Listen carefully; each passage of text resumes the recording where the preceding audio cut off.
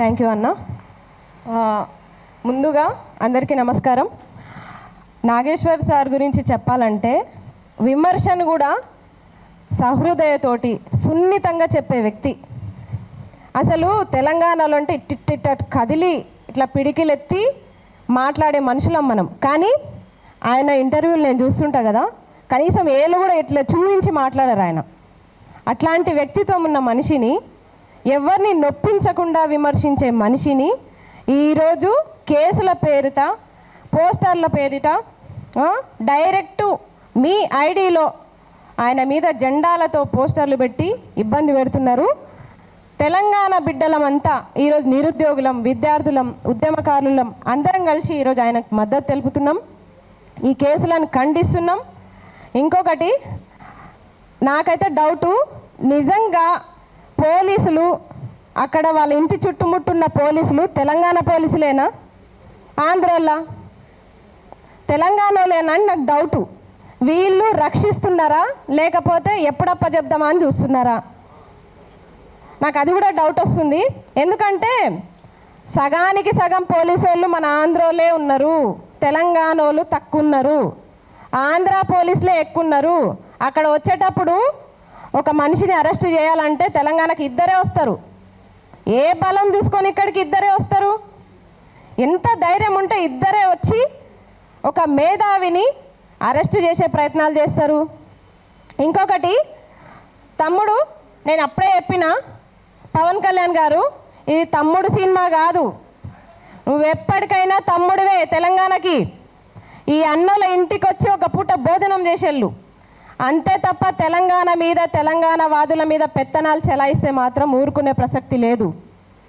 ఇంకొకటి, yellow దట్టి fellow ఎప్పుడో చెప్పినాం, ఇట్లా మా అస్తిత్వాల మీద దెబ్బ కొట్టి మాతోన తిట్లు దీనికే మీకు అంత కాయసు ఉందా?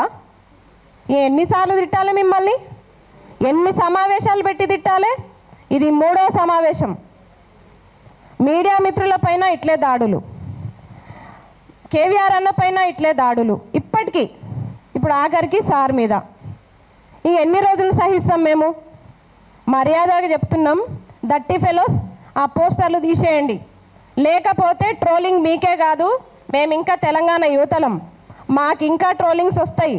ఇక్కడి నుంచి పోయిన మరుక్షణం ఆ పోస్టర్ మాకు కనిపించొద్దు. ప్రశ్నిస్తే జెండాలు కప్పుతారు, ప్రశ్నిస్తే కండువాలు కప్పుతారు. అంటే ప్రశ్న అనేది కండువాలకు కట్టుబడి ఉండేది అనుకుంటున్నారా? ఏమనుకుంటున్నారు అసలు? తమ్ముడు పవన్ కళ్యాణ్, తెలంగాణలో కూడా మీ జనసేన ఉంది. మరి ఈరోజు వాళ్ళు ఏం చేస్తున్నారో తెలియదు. తెలంగాణలో ఉన్న పార్టీలే కొట్టుకొని వస్తున్నారు.